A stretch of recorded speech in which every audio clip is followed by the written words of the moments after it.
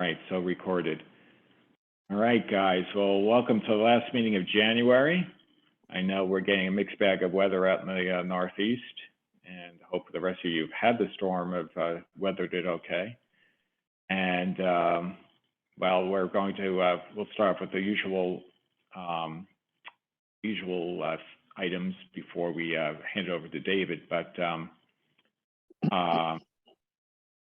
first of all, Bob Harris, do you have anything you want to announce? Or Bob was here a moment ago. Sure. Yeah, I'll say just a couple of words. Yeah, there you are, Bob. Yeah. Now that it's January, I've been working closely with Larry to make the transition from old president to new president. We held our first directors and officers meeting last week to plan for the March 5 show. We had, I won't go into any detail, but we talked a lot about logistics at the show. As you probably all know, but if you don't, we've got about 100 tables at the show. Around 20 come from Castleton, the venue. We're renting 70 from Special Events of New England. So there's quite a discussion about how to get those set up. And I'm following up with Castleton on some of the details. I expect to be able to do that this week. I tried to do it earlier this week, but that hasn't quite worked out yet. So we're working on that. I know a number of tables have been sold. Today I don't know the exact number. I think it was at least 15 last I knew. What else is happening? We talked a lot about publicity. As you know, the club has had an open position for a publicity chair. So we're trying to sort through some of those items. We've managed to get some notices posted on social media sites. Carl Nord posted on Craigslist for the New Hampshire area. I posted on Boston Metro and Boston Northwest and Hartford on Craigslist. Len posted on a group, I've got the name, I Collect Antique Radios on Facebook, and I posted on a group, Antique Radios for Sale on Facebook. And by posted, I mean we put up the poster. You've probably all seen the poster that I think Al designs it and Roger prints it. The other area we've been looking at is reaching out to all our members. Over the last week, I worked closely with Roger Sansucci. We signed up for a trial on Constant Contact. It's a free trial, and I expect we'll take a look at that and try and get notices, email notices out to everyone. As you all know, if we send a notice out on groups.io, that reaches about half of our members. So half of our members are part of that group and half aren't. And I had to actually discuss that with John some weeks ago to explore whether or not how we'd want to send out notices for the Zoom meetings. So that's in progress. I attended a webinar today to learn how to create an email, go into a webinar tomorrow on how to manage the contact list. So we're focusing on the show, and I think we'll be fine, and hope you'll all attend. So that's Bob, about it for me. Hello, Bob. This is Richard Lee, New Jersey Antique Radio Club. Can you send me that flyer and I'll post it on our communicator? I'd be happy to. Can you put your email in the comments? Sure. We have members that come up to you. Thank you. I really appreciate that. That would be helpful. Sure. Yeah, Rich. Also, a big thank you to Len, because he posted on, I guess, a bunch of Facebook sites that are antique radio related. So he already covered us when I popped him an email. I already had this covered. So thank you, Len. Those kind of things really do help. Just spread the word, because those groups have lots of members scattered throughout lots of states and throughout the world, really. But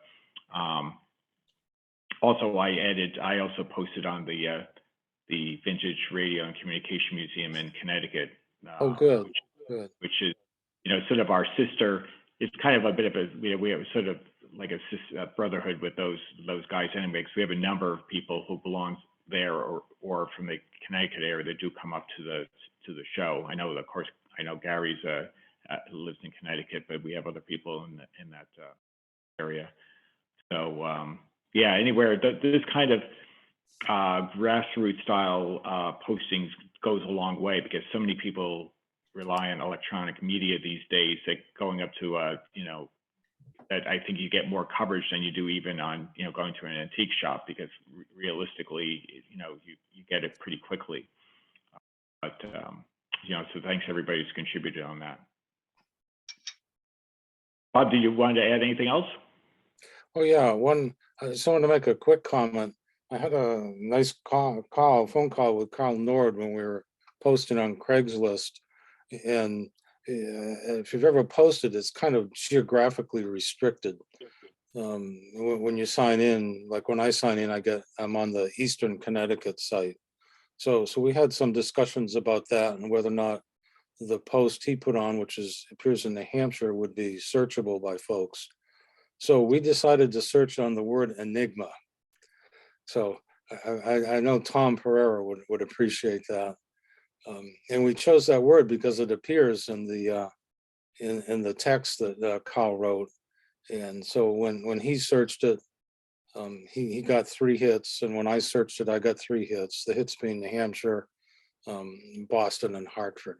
So just to let you know, we were debating how many posts we actually had to put on Craigslist. So hopefully we've got it covered. Great. That's about it. Super. Well, thank you, Bob. You know, and of course, you know, for state the obvious, our big show is coming up on March 5th. So that's why there's a lot of preparation. Bob's focused on all the preparation work, since especially with the new venue, of getting that all the logistics squared away. So ask everybody to bear with Bob, because he'll be trying to get all this nice and smooth for everybody, but there will be some kinks, I'm sure, that we'll have to just iron out. And also thanks to Larry, he's been also doing a lot of the calling and helping to not only the transition side, but trying to keep the continuity. Yeah, John is one other thing I wanted to mention really quick. Sure. Larry was thoughtful enough to contact the Holiday Inn in Salem, New Hampshire, and they're offering a discount rate if you log into their website using a computer and plug in March 4th, departing on March 5th. There's a group code called NEV. I think it might come up automatically if you push the group radio button, and you get a discounted rate. It's $139. We have no affiliation with the Holiday Inn. Castleton doesn't have any affiliation, but Larry, that was a conversation Larry and I had in our planning process. So thanks to Larry. Yeah, and I think Larry reminded in the email that, you know, there's no guaranteed block of rooms. So if you want to stay, book early. You know, there's no guarantee. Otherwise, you could be subject to the going rate off the street. Another thing I'd like to say is there's going to be a lot of information about the show coming up in the next issue of Raven, and you guys should all have that in your hands well before the next Zoom meeting. Great. That's a good point. So lots to be excited about. Great. I guess before we start with the main topic, does anyone have any items they want to sort of recently acquired or want to sell, or something of worth interest worthy before we talk about the VRPS? John, I was just wondering if John is going to do a walk around at the show, either live or recorded. John, do you have any plans about that? Yeah, that's a good question, Tom. My plan is as follows. I think I'm going to do a 2-tier walk around. I'm going to do like maybe a under 5-minute walk around of all the vendors, and use that as for publicity on like our Facebook site, because most people aren't interested in watching that. The last video I took was over an hour, right? And maybe it's good for us, but not good for the rest of the public, because they'll just fall asleep after 5 minutes. So I'm going to do that, and then I'm going to do a regular sweep on everything else. So I'm happy to have, if you happen to be able to make it, Tom, and you want to be my eyes, that's great. Otherwise, I can manage, but it'd be, I'll leave that completely up to you. No pressure from this side. I'll do it either way, but I'll do a longer video for the rest of us, because I know there'll be members that can't make it, would like to see, maybe a little more detail. And sometimes it's fun to get a little bit of, interaction with the vendors or bystanders or whatever that you happen to be, running into. But That sounds like a great plan, John. Go ahead, I'll talk to you about it. Yeah, great. Yeah, we can talk offline. But yeah, absolutely. I plan to have a video. I'm going to do the same format. I probably will keep the longer video. I'll try to keep it a little shorter, but it's going to be a little more challenging. And I don't expect the same amount of interaction, to be honest, because once the door is open, it's not like Brookline where you have a lot more space between people. It's going to be crowded. So I'm going to be probably weaving all about. So it probably will be a shorter video by its nature. But you never know. You might still be able to get someone in there and have a conversation. So, we're going to just wing this baby. But I'm looking forward to it. It should be fun. But yeah, John, if that doesn't work out, you can always hire Bob Bennett, Radio Wild, and his YouTube channel. He'll come up. Yeah, come on up, Bob. Well, Bob's not on, so I can't encourage him. But of course, Bob would be awesome if he were to do that, or we tandem peer up, But well, one way or no. Sorry. I'll let him know. Yeah. Yeah, tell him we're expecting him. But cool. Yeah, thanks for volunteering him, Rich. But anyway, yeah, for sure.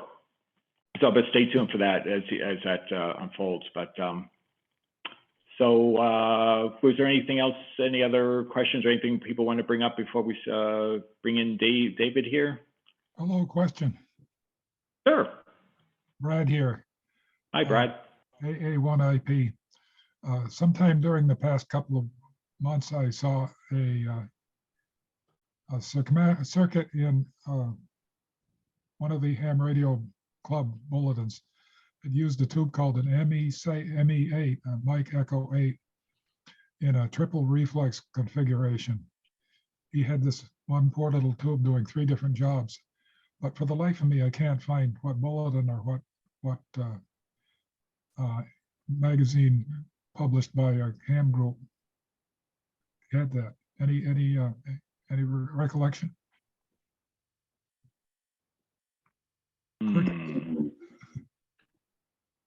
Offhand, I don't. Does anyone? Brad, you might want to throw that into the groups.io reflector, see if you can get anybody to take this one. Will do. Brad, have you tried Googling it? Google seems to be everywhere. Not to that so far that I can find. Okay. Good idea, though. Yeah. And what was the tube number again? The tube in question? 6 Mike Echo 8. It's a beam deflection tube, kind of like that weird one that they used in like a 7360, I think is the expensive version.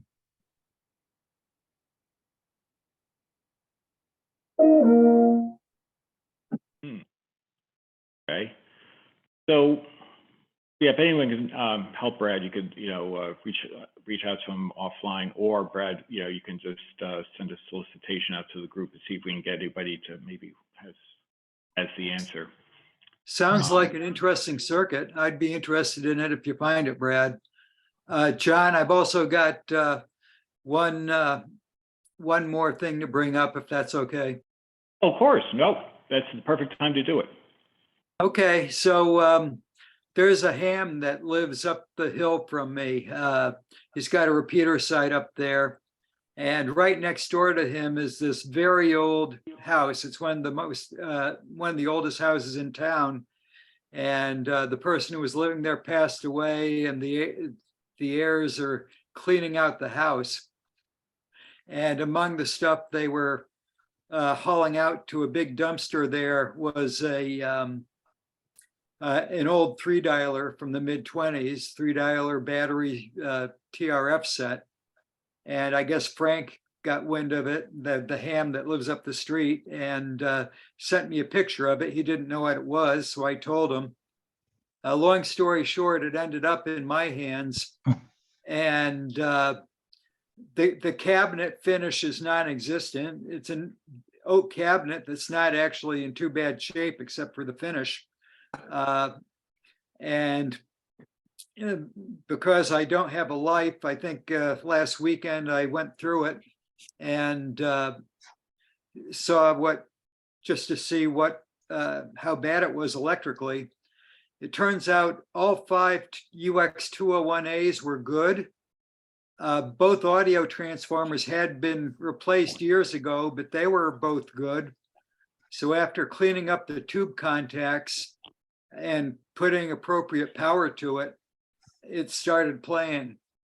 So I certainly don't need another one of these.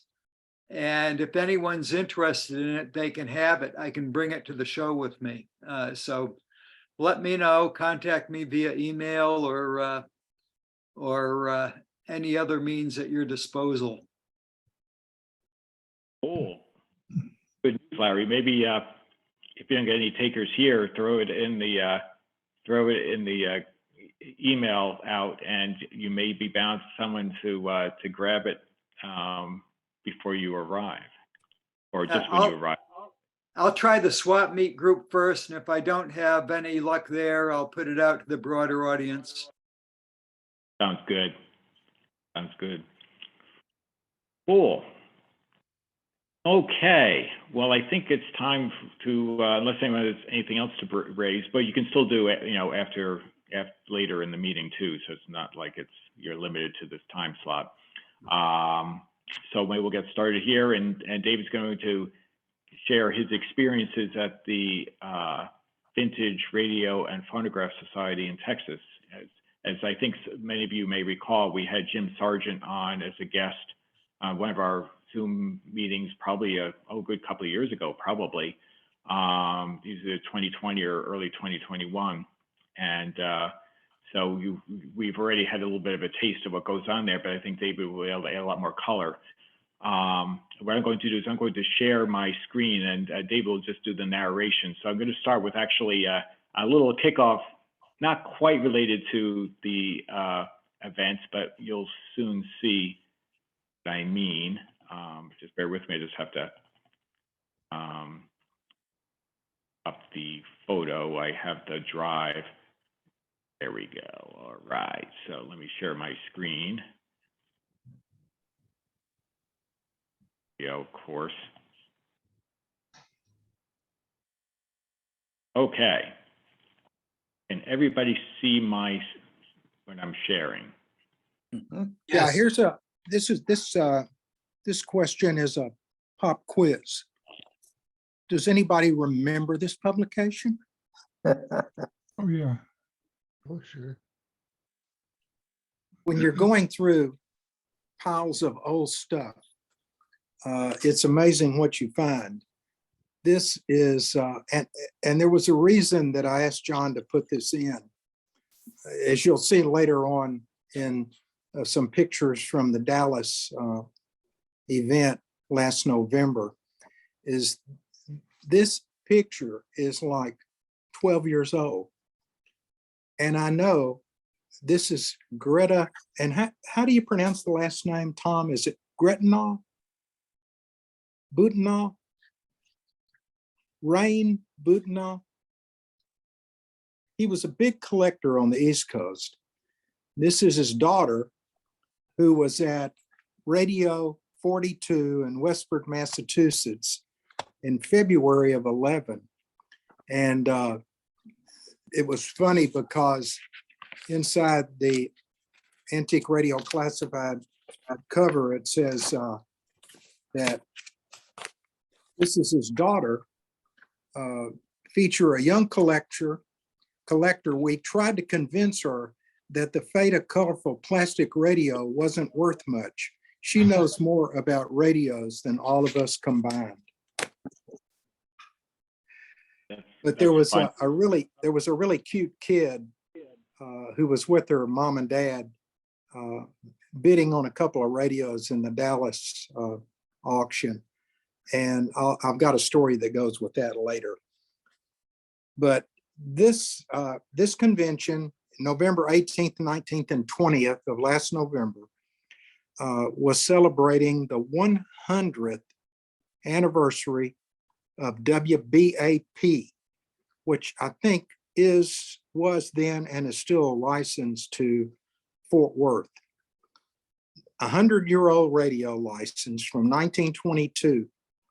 And they talked in the brochure for the convention that there was a picture on the front that said, Eskimos 3,500 miles away hear WBAP radio concert.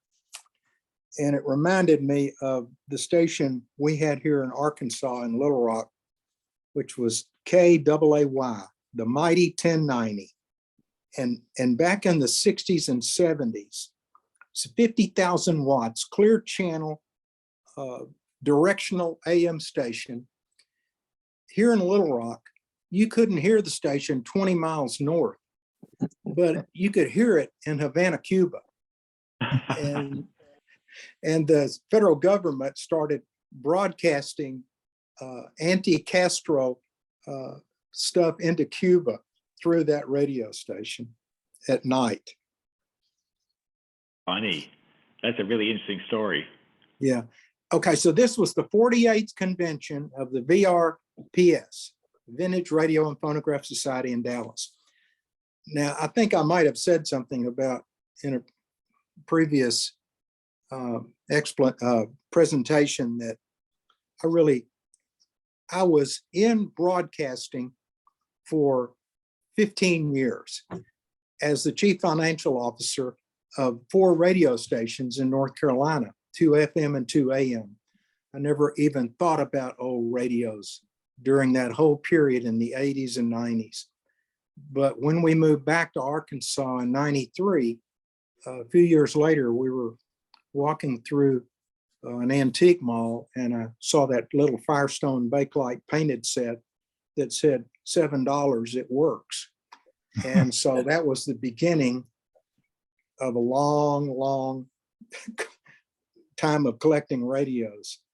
But I always thought the only place you could find antique radios was in an antique mall or a flea market. I never realized that there was an organization that had a convention every year where you could actually bid on sets and buy them. The VRPS convention and Jim Sargent, who was on the on the presentation here a few months ago, did the whole auction. He's a licensed auctioneer, but you talk about yeoman's duty. I mean, he auctioned everything that got sold over a 2-day period of almost continuous auctions.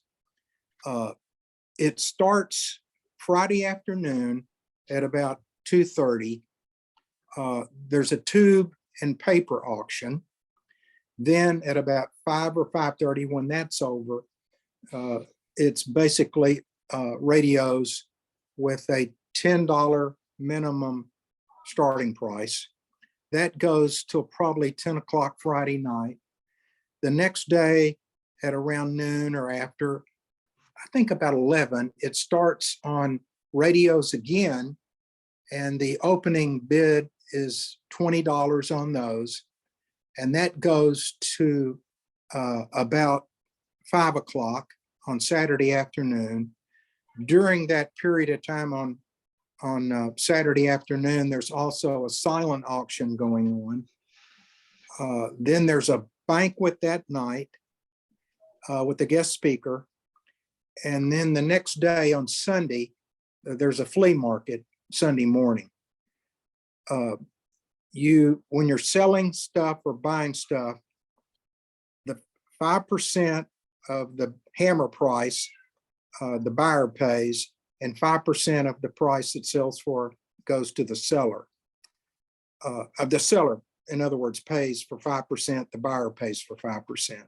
And that's pretty much how the club makes its money. Also wanted to mention, I'll talk about that at the end. John, are you ready to start the pictures? Yeah, I can. I wasn't sure if you wanted to go. I was just thought I'd share the pamphlet. Yeah, this was the brochure. Oh, this was right. And this was what you were talking about. And I was slow to catch up with your narration, but here is the Eskimos 3,500 miles away from WBAP radio concert. That's pretty cool. From 1922. Right, 1922, 100-year-old anniversary of the station. That's pretty cool. And then here's just I'm not sure if you want to see the contest rules, but that's probably not all that important. But let me reshare and go to the pictures.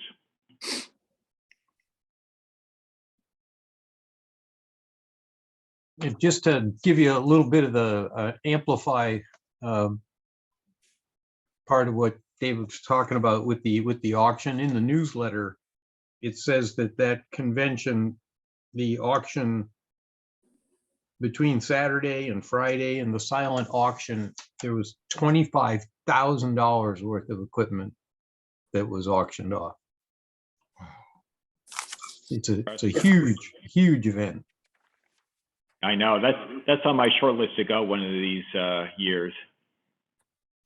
Yeah, Noah, if you're looking at the newsletter, which I just got the other day too, it's interesting down here in the corner where it says, here are a few sets from the auctions, several 1929 to 1930 Zenith consoles, a large Majestic 60, Grebe B, Synchrophase, DeForest F5, True Tone console, Atwater Kent console, several 1920s phonographs, and a Grunow Teledial 12.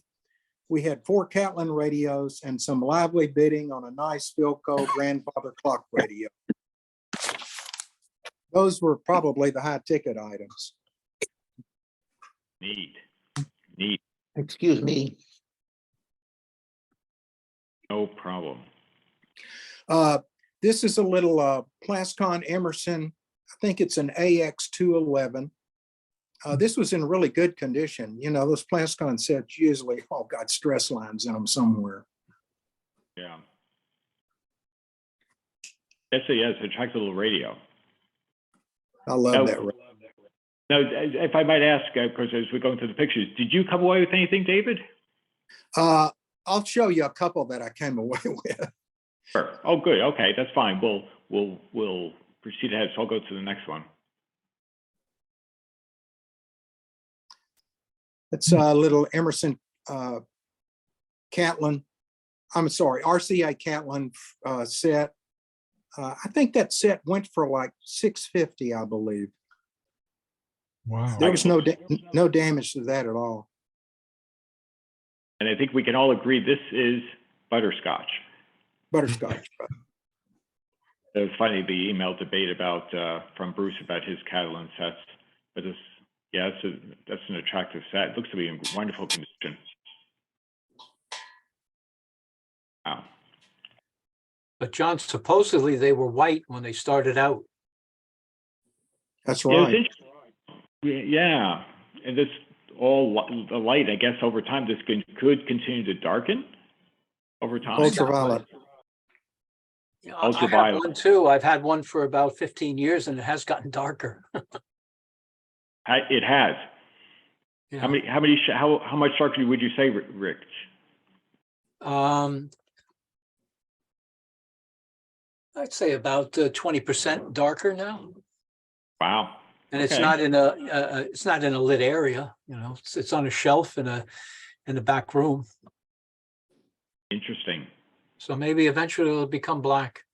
Yeah, I know. I was just going to say that. Maybe, Not 40 my years. lifetime. Right.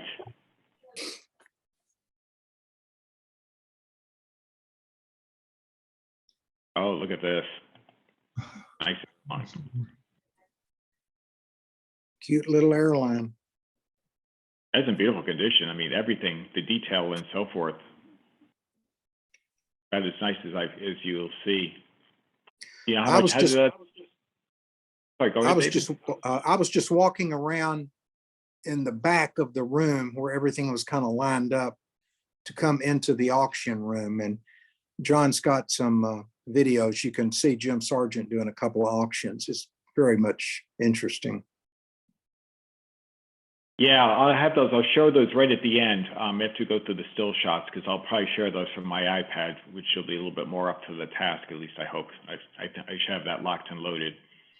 But yeah, that's beautiful. This airline. I mean, just nary anything wrong with this. Do you know how much this auctioned off for? You know, I wish I had the prices, but I don't have them in front of me. If I remember right, that probably should have gone for in the 350, 400 range, if it was in perfect condition. Yeah, that sounds about right.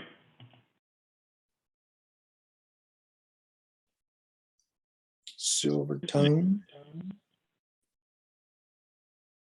Silver tone, right? No, is this, what is this? This is silver tone? Yeah, silver tone. Yes, I thought. Actually, an interesting radio. I've actually never seen this particular one. I like these nice little keyed push buttons. I think they made that in a wood cabinet too. They did. They sure did. I've seen more of the wood ones. I don't think I've ever seen the Bakelite one. And the good news is they didn't get the buttons from Grundig or Telefunken.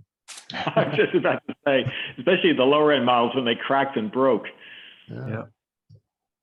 Yes, yes. The higher end models didn't have that problem for the most part. But it's the lower end ones, like the little Jubilatas and so forth, that there's one classic one, the Jubilata 5161. I look on eBay on a regular basis, more just a troll. I don't really buy much on eBay at all. But how many of you see the off button is cracked through? Because that's the most frequently used button, guaranteed. Yeah, that's a nice, that's a really nice silver tone.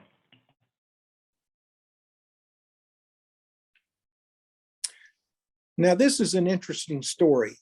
When I came back to Arkansas in 1993, a year, 2 or 3 years after that, when I bought my first radio and I needed some help with it, I asked someone if they knew anybody.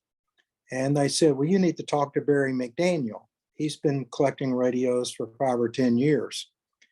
And this radio was sold by Barry down in Dallas. He'd had it, I guess, for 20 years. He had gone to this auction when he first started collecting in Kearney, Nebraska, where Western Manufacturing was going out of business, and they were auctioning off a lot of their inventory. And this particular DeWalt set up in the left corner there, Barry bought it, and it was like new in box. I mean, it had not even been opened hardly.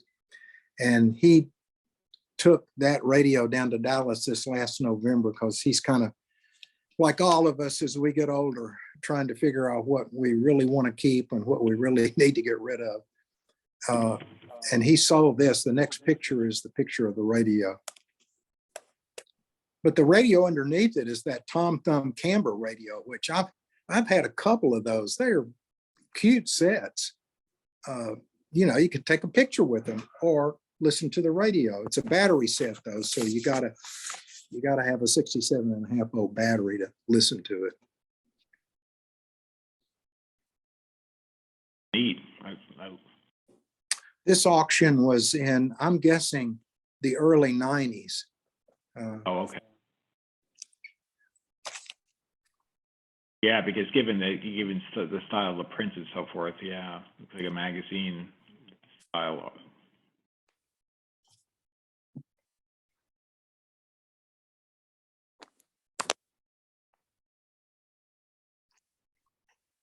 Oh, there's the DeWalt. Oh, wow, that's beautiful. It looks like brand new. Yeah. Did you say, David, it came with the box as well? Yes, he had the original box that came in. Wow. That's about as nice as you're gonna find for this type of radio. I'm sure this commanded a reasonably good, high price, or a reasonably solid price. It must have reached at least a 3-figure mark, I would think. Close to I it. can't remember what that one sold for.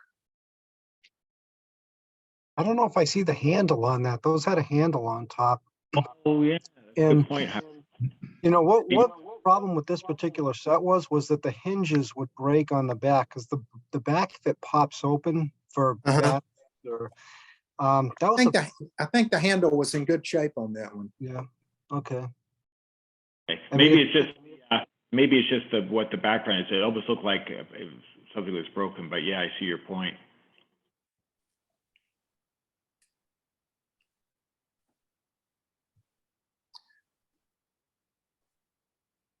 You know, this set came in AM and FM both. This is the AM version.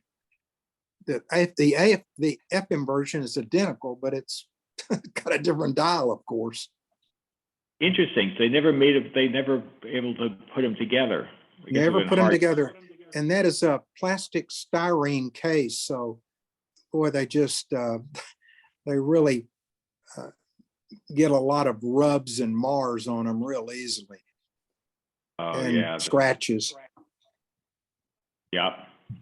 Guess you have to or to That's one of Barry's sets. that's really nice. I mean, I can't remember. I don't think I've ever seen the FM version. I have seen AM versions of prior shows. So this must be obviously post World War II radio then. Yes, Like late 40s. Okay. Is the dog face lid on this? You know, I believe it is. I believe it is. I like it. I have to bear my eye out for an FM version. I would not mind owning one of these. Emerson made a lot of very stylish cabinets. Sure did. Hit the. There we go. Now, these are some pictures from the contest. Oh, okay. And let me go find my big set. This was in the there's several categories in the contest. This tube tester, Philco tube tester, won second place in the open category. Okay. Wow, that's really nice. In fact, I don't think I've ever seen one of these before. Mm. That's really nice. Beautiful condition. I've never seen one. No, not one of those. This won first place in the television receivers pre-1970. That's very nice. Well, look at the cabinet and all. It's beautiful. 1948 Admiral 7-inch TV. What did that sell for? That was in the contest, so it didn't sell unless it was a private sale after the contest. Right. Yeah, that's beautiful. I mean, look at that cabinet. It certainly was certainly well polished up, or it's been in remarkable condition all its life. Wow.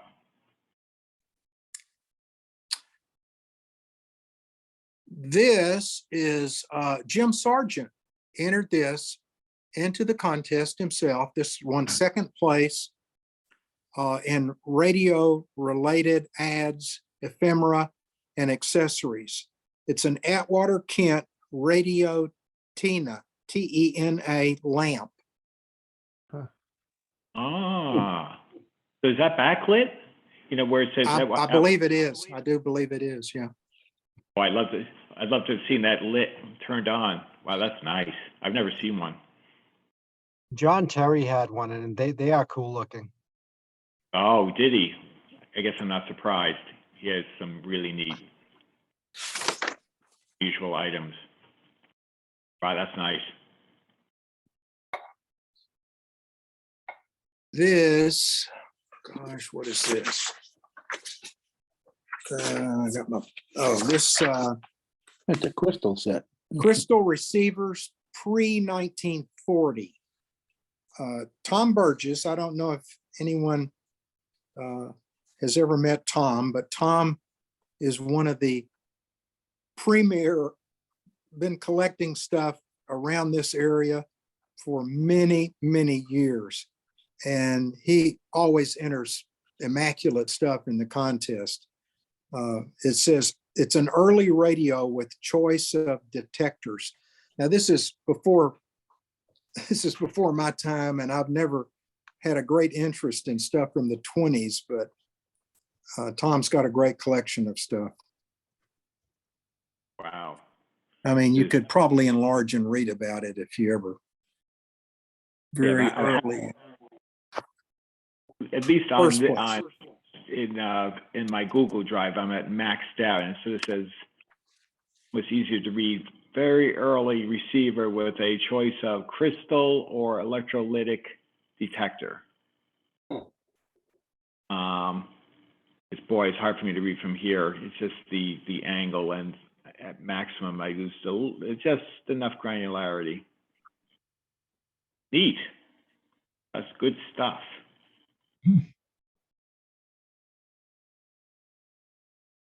Now this, I'm having to kind of weed through my papers here. This is a RADAC.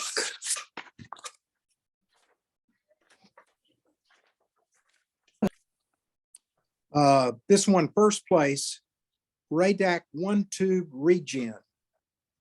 One tube radios pre-1928.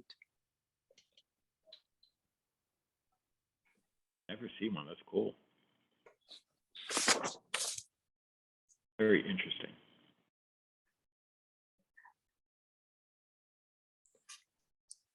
The Trolla, this was just an auction radio. Little midget. Yeah, twin band radio. I don't think I've ever seen one of those that the dial wasn't warped in some different direction. Looks to be in pretty solid shape. Yeah.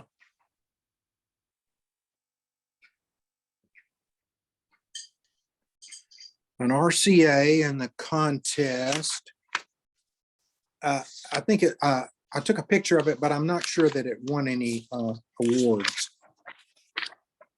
Cute set. Yeah, Somebody actually,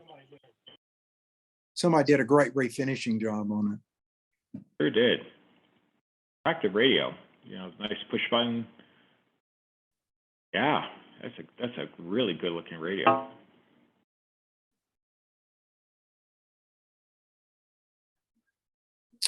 This was an interesting, I think this was just in the open category. It was radio, what does it say, John, at the top?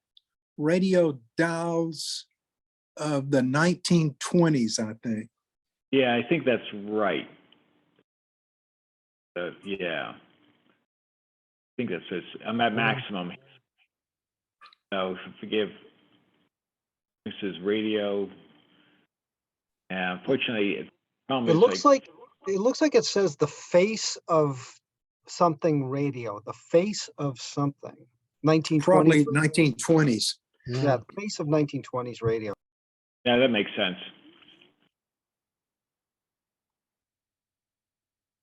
Oh, that's neat. So it's this a collage. That's cool. Weighs a lot less than all the radios would have too. No question about that.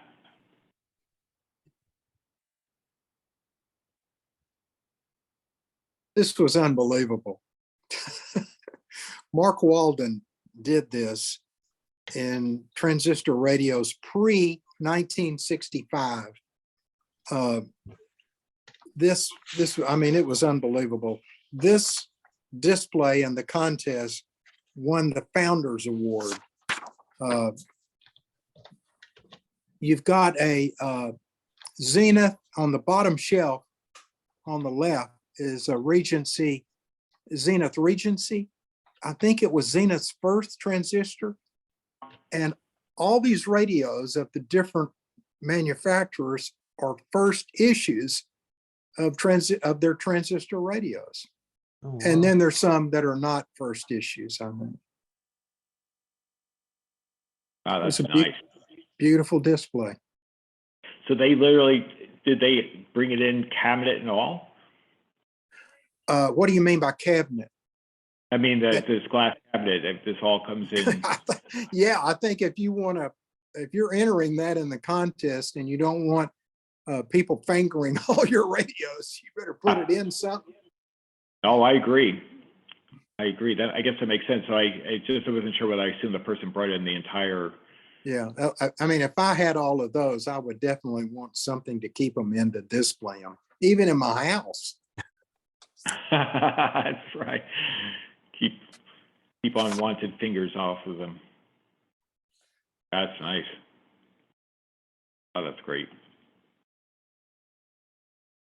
Oh, that's the that's the paperwork that came with it. 16 first transistor radios, all the companies and descriptions. Yeah, I see the Zenith Royals. It's a little hard for me to read these to be sure.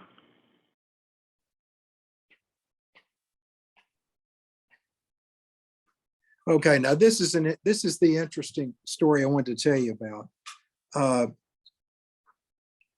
This little girl, Valkaya was her name, and this was her mother, Carrie, and her dad were at the auction.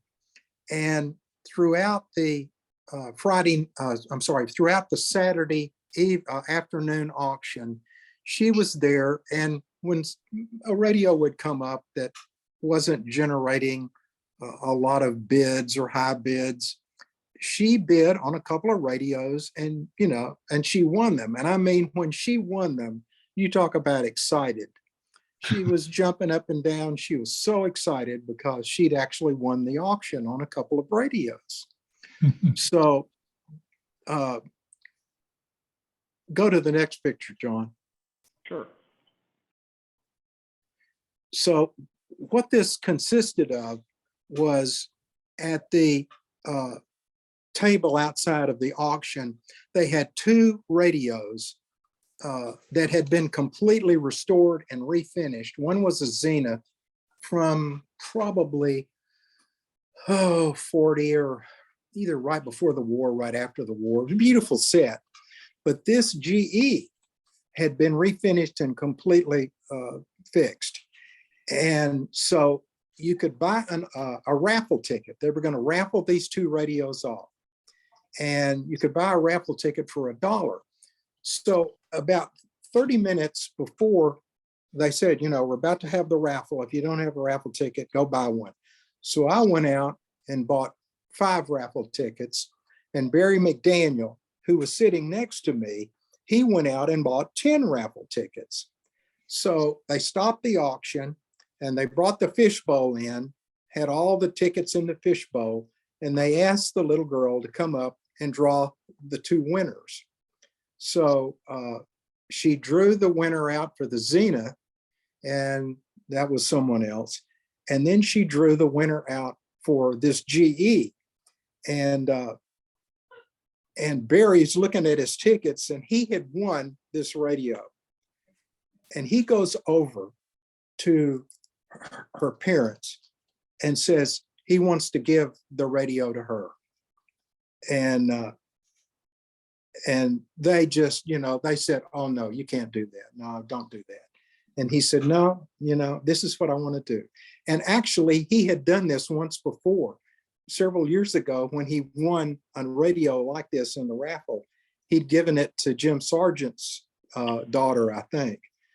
So he finally convinced the parents that he wanted to give her this radio. And that was the previous picture of her standing with her mom. But I mean, it was just a great, and Noah, that is the picture that I took, and the previous picture is the picture in the newsletter that you just got. Oh, okay. They used your photos. That's great. Yeah, they used my photo and no credit. You know, I'm about to hire a lawyer for that. But when I Damn. looked up this GE, I wanted to read to you what somebody had written about it. It said this is a 1934 GE K80 radio. This 8-tube 4-band radio sold for $92.50 in 1934, which was a lot of money. The performance on the K80 was so good that many ham radio operators in the early days used one for their receiver. Admiral Byrd used one on his ship when on his polar explorations. They have a 10-inch speaker, so the sound is top notch. The GE K80, RCA 140, and the Westinghouse WR30 all have the same chassis made by RCA, and all are known to be a challenging radio to restore. I thought that was a neat ending to that raffle. Wow, Why are they challenging to restore? And I ask this because I have the RCA 140, which I like the grill of the RCA better. But what was the rationale for the restoration being difficult? I wish I knew. Okay. I'm not real familiar with 1934 radios. Maybe Well, I 8 tubes. They had started using some of that rubber coated wiring by then. I think that might be part of the problem. Yeah, I think you might be right. I'll let you know when Wow. I get to it. Yeah. Maybe the band switching too, because I had a 34 Scott 4-band receiver, and mechanically there was a lot going on when it was switching coils in and out and moving from band to band, and there were a lot of contact issues, and you know, Well, I'll open mechanic- it up and I'll find out. It's The gonna phone be hurt. interesting. I think I have that radio in a console, that chassis.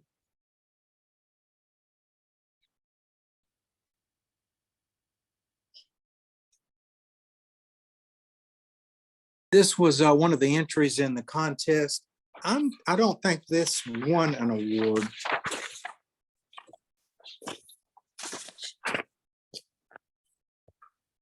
So this is like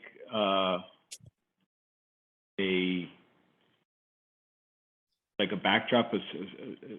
Yeah, I think there's a picture of the radio after this. Oh, okay. There we go. Yeah, there it is. Wow. We have top-notch restoration. 3-dialer. Indeed.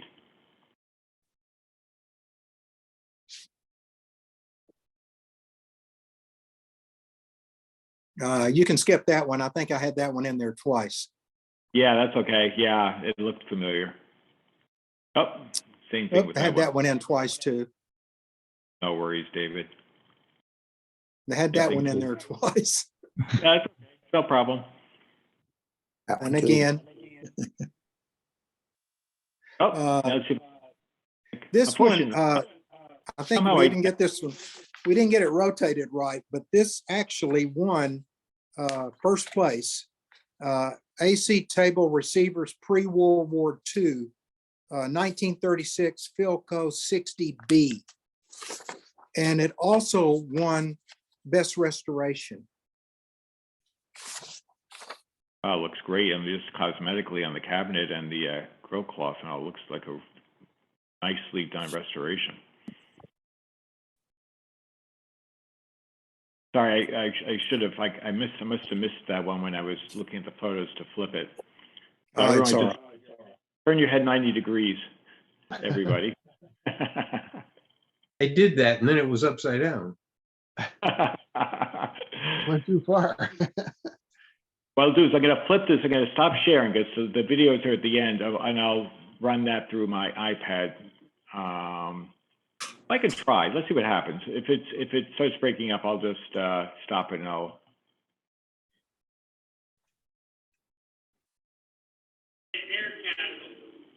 Can everyone see that? Yep, Yep. yep, looks good.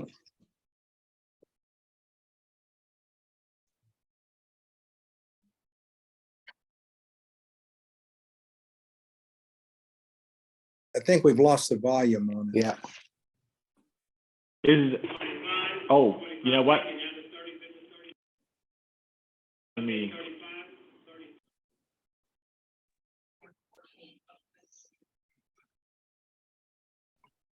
You hear it?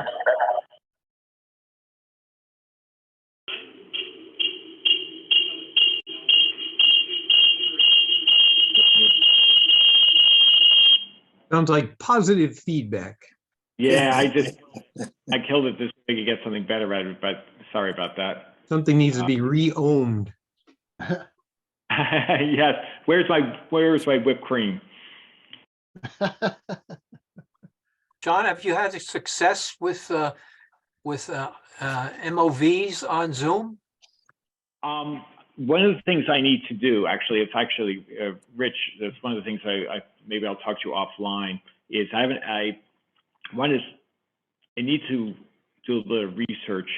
One of the things I need, since we're on that topic, is the MOV might be an option. What I need is something that can also zoom. Now, I don't know whether the MOV can zoom in, but if we ever need to, like, if you're having a fixed, someone doing a presentation, you want to zoom in on something that they're showing, is be able to have Zoom capability, and also whether it could be Bluetooth or a wired mic. Because when I posted the training video that Jim had given, we had actually generally positive feedback on it. People liked it, but one of the complaints was that they wish, because we had a lot of background noise, they said they wish the presenter had a microphone so you would hear his voice more clearly.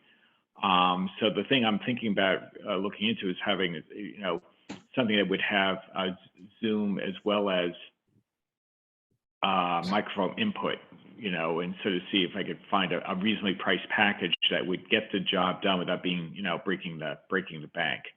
So if you have some thoughts, I could take that offline with you, whether, like, for example, does that support Zoom? Because I did a quick look when I was looking online, and I wasn't 100% sure it did. I know it's got an app that controls it, but I want to be sure that it has that capacity, because if it doesn't, I might have to consider an alternate approach. Because, like, I can use my Fire tablet for, like, walking around doing videos on things, but if I wanted, like, for trainings, I think we need something better equipment than any of us have that we're just using, on the benefit of the club. Well, for our meetings now, we use I call him Mr. Mevo. You could look into Mevo, MEVO, for meetings, and the audio is phenomenal, and it's easy to learn. Believe me, I learned how to use it. So you can work it off. I've actually worked it off of my my data on my phone when we couldn't get a signal, and it works really well. But any of our video out on Zoom, we haven't mastered that yet. It seems to always backfire on us. So that's something we got to learn too. This is Bob from New York. I just comment, many of you probably already know it, but there are some settings not so obvious in places in Zoom for both audio and video to optimize the experience for everybody once you've captured it. So I can provide some input on that offline if there's need be. And in fact, you can Bluetooth any cell phone to a computing device and use the cell phone camera and audio to capture content as well. If that's what you were referring to, I apologize for being redundant, but there are a lot of very inexpensive ways to accomplish what I think your objectives are. Thank you. Too bad nobody makes a book, Zoom for Dummies.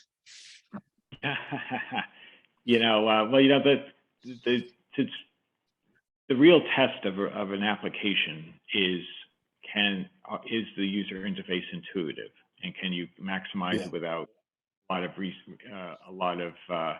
research, or and that's the trick. And that's even true with even cars and so forth. I've always said, if you have to consult the driver's manual for a reasonably intuitive person who's owned cars before, if you have to consult the driver's manual for what I call the really fundamental features, they failed. You shouldn't need to consult it. It's only the nuanced, the more complex features that then you have to. But that's the trick. In our case, one of the things, Rich, does Mevo support Zoom? Can I actually zoom in so that if I have it at a certain distance from an object, I can zoom in just to magnify a bit? Because Yes. that'd be one of the features. If you can do that through the application, then maybe that's the way to go, because I've already did some exploration, but I couldn't confirm whether it supported Zoom. So if it does, that's actually a useful thing to know, because we'd like to have something, a solution perhaps available sometime this year. More important for the training. I can certainly deal with my existing equipment for the videos because they're kind of pretty reasonable for the kind of experience I'm trying to achieve, but they do the job great. But good to know. I could take this offline and maybe reach out to you, Rich, and maybe talk to you for a little bit more on it. Yeah, and they're not expensive. Well, I mean, relatively, they're not. They're about $400. I would also Yeah. add that almost all digital single lens reflex cameras or other digital cameras that are notorious for still also record Yes. video. So there are a very large number of options out there. Yeah, exactly. And that's what I'm looking for. I've been doing at the early stage of research to sort of choose the most pragmatic solution, to get the most bang for our buck, and also as is reasonably future-proof. Because We were amazed by just the audio that it would pick up when I do a presentation or we're doing an auction of some sort. The audio is amazing, and you look at where we have it set, and it'll be on a tripod, and people will say, "Well, where's the camera?" Because literally, it is the size of what used to be known as a pack of cigarettes. Yeah. Yeah, for sure. Rich, I'll definitely will probably talk to you more about this, but as a greater consideration is sort of work through figuring out what's our best solution here. Because I want to sort of use it for multiple reasons. Can you give me the name of that again? Is it November Echo Victor Oscar? MEVO. Oh, thanks. Mike. Yep. Pretty sure. Yes. Yeah, I Mevo. think that. Mevo. Yeah. Hey, John, are you going to be able to show those videos on your laptop, on your iPad? Yeah, I'm going to try. This one worked okay. Let me try doing it that way. So I'm going to stop sharing here. I'm going to try it on there instead. Let's bear with me here. Okay, let me re-enable video.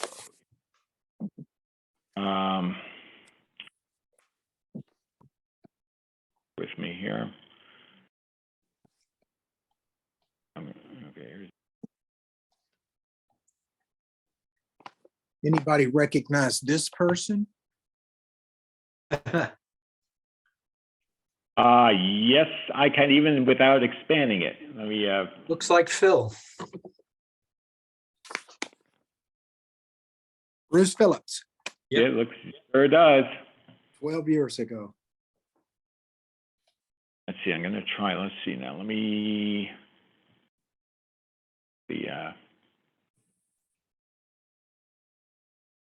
Going to share my.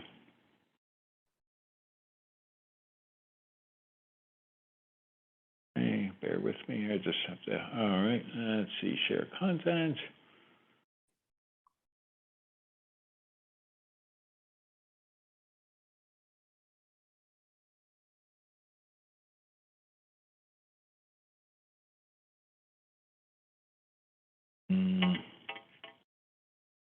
Let's see here. Where was I? Okay, so I should be. I think I'm sharing. Let me make sure that it is. We still see the green phone.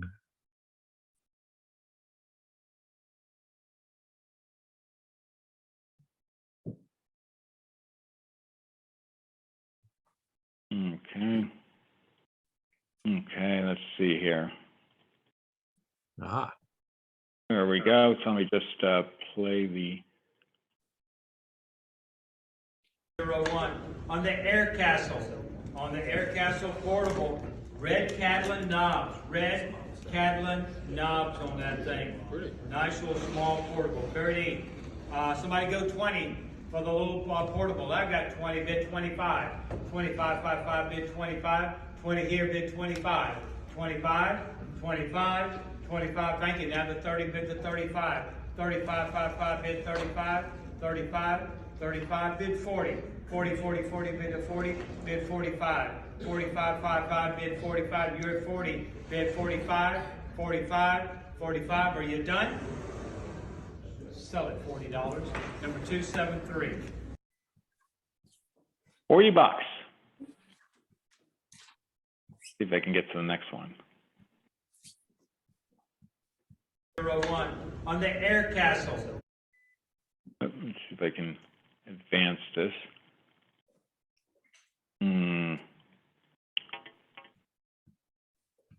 Yeah, I just got to advance this. How was it? Bear with me a moment. I just got to. Whoops.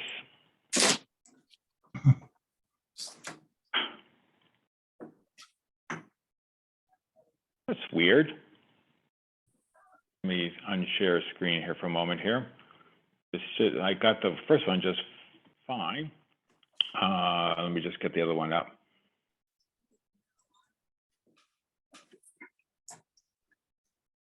Did you turn the heat on? Cat heat?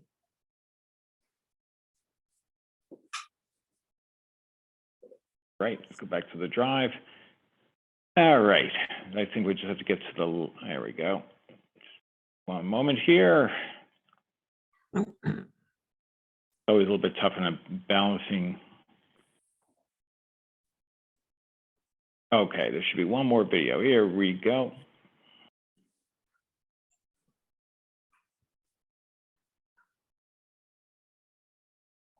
Okay, let me share screen.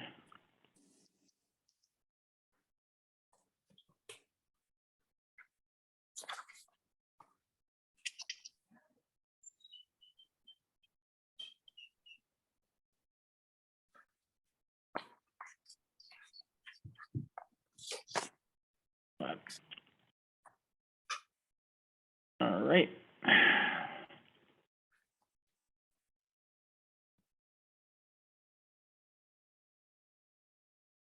That's not what I wanted.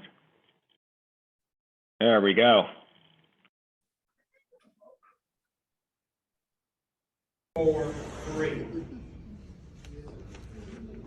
The donation item 99938. 99938 is a donation, a nice little table radio, big round, nice round dial. On this one, somebody give me $20. $20 on the donation radio, $20. $20 bid, 20 now 20, 20 bid, 20, 20 now to 20, 20, thank you, now 25. 25, 5, bid 25, 20 bid 25, 25, 25, are you all done? $20, thank you for the bidding. Sold at $20, 229. Sold at $20, 229. 21214. 21214 is a Stromberg Carlson 130R. Again, the octagon dial on that one. And somebody give me $20. There's 20, bid 25, bid 30, bid 35, bid 45, 55, 65, 75, 85, 95, 95, bid 100, 110, 120, 130, 140, 150, 160, 170, 170, yours 160, bid 170. 160 to bid 70, 170, 70 bid now 70, 160's here, bid 170. Are you all done at 160? Are you done? So 160, number 277. 160, number 277.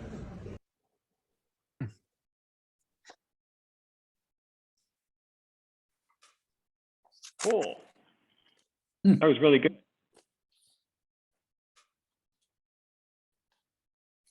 So was Jim Sargent doing the auction?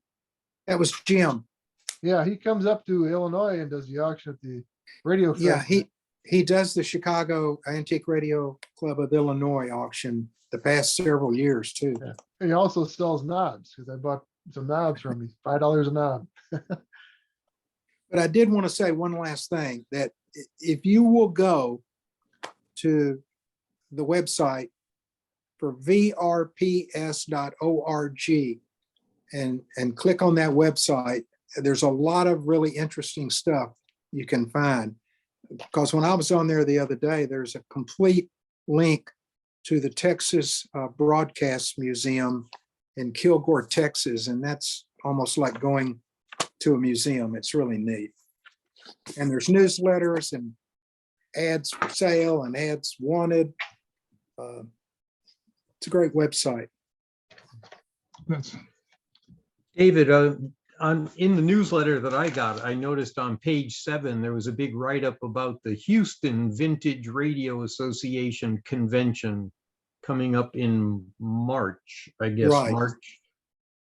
And I was wondering if you knew anything about that one.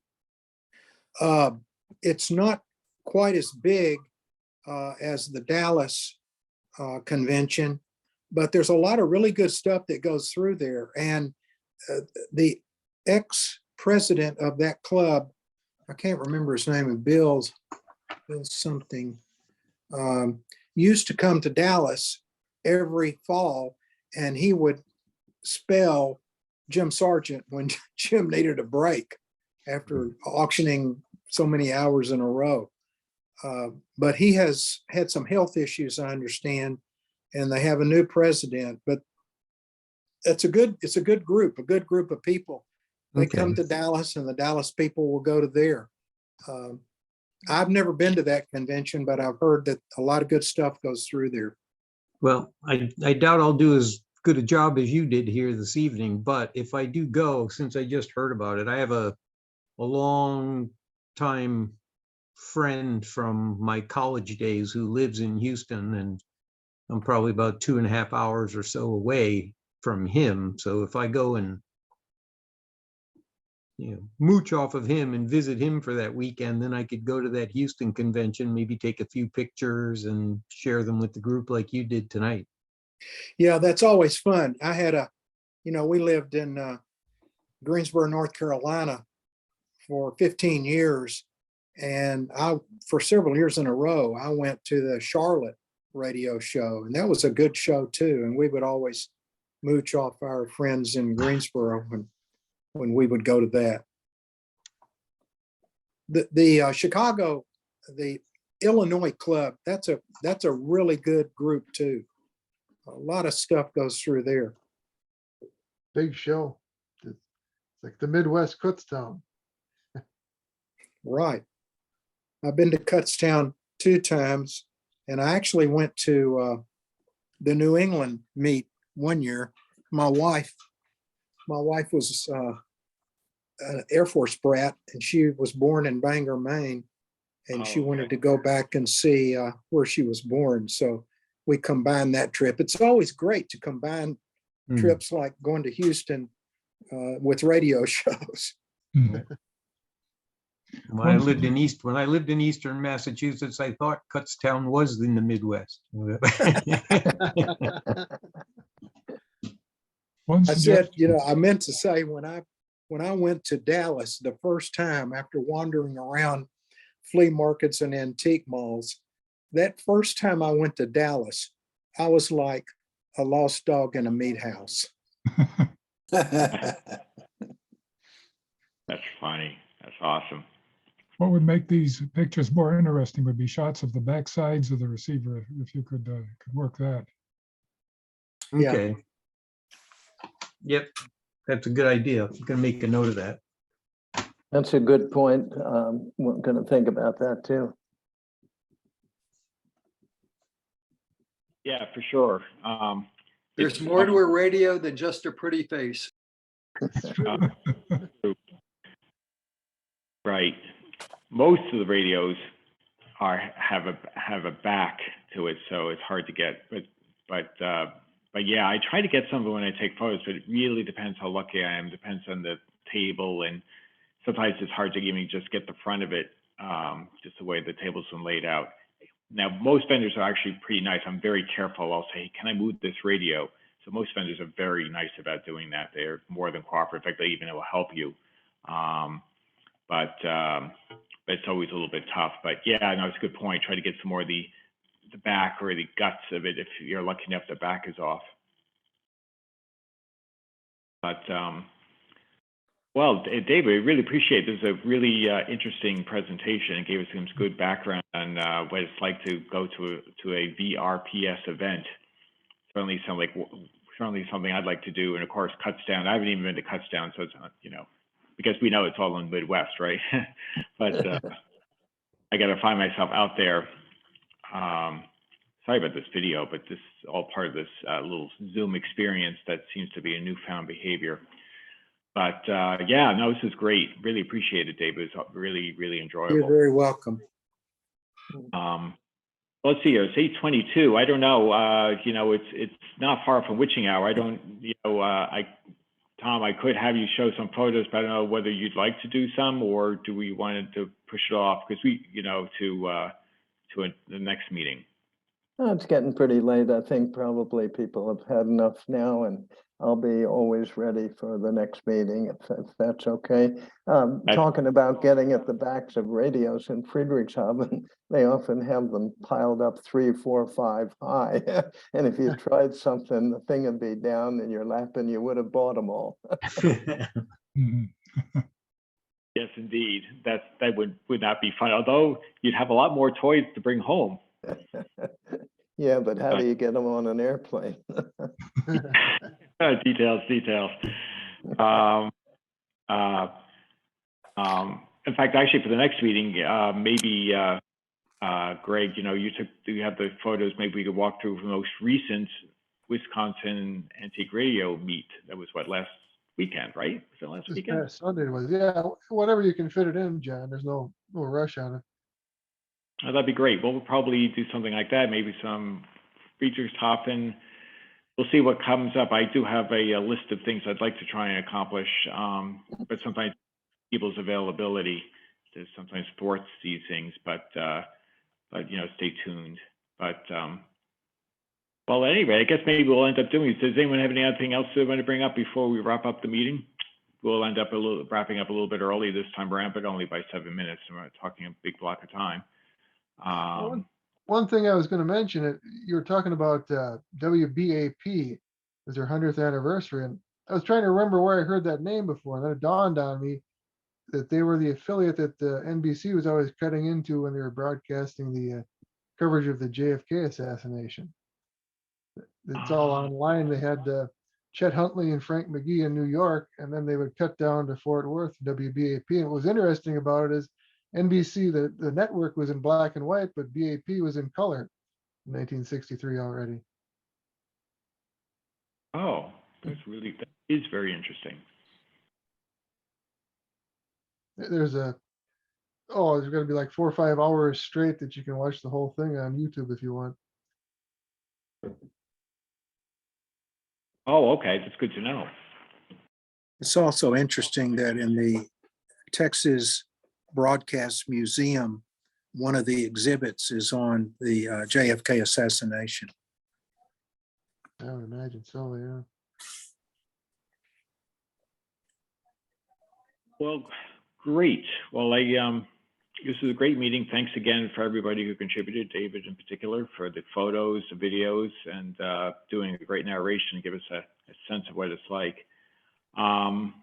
I guess I'm going to sort of wrap up the meeting and thank everybody for attending. Hopefully the weather will be kind to you wherever you live. You'll get out. We all will get it. You guys will get out unscathed. But so otherwise, we'll be talking again in a couple of weeks, and looking forward to it. And so I want to wish you guys a good rest of the week, a good weekend, and a good couple of weeks ahead. Okay. Very good, Thanks, John. Bob. Thank Good you. night. Thank you. Have a good night. Right. Right. Thanks, John. You too. Good to see Thank you you, all. guys.